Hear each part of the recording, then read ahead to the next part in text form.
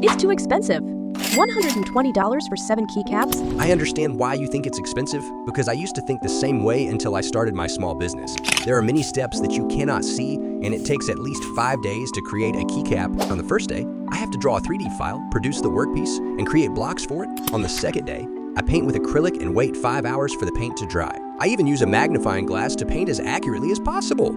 After the product dries, I pour resin into the workpiece and wait about 3 days before I can grind the keycap to make it beautiful.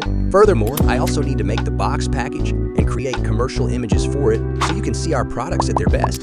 If the price were any lower than $17, I wouldn't make any profit and I wouldn't be able to maintain this small business. So thank you to those who appreciate our work and are willing to pay the price it deserves.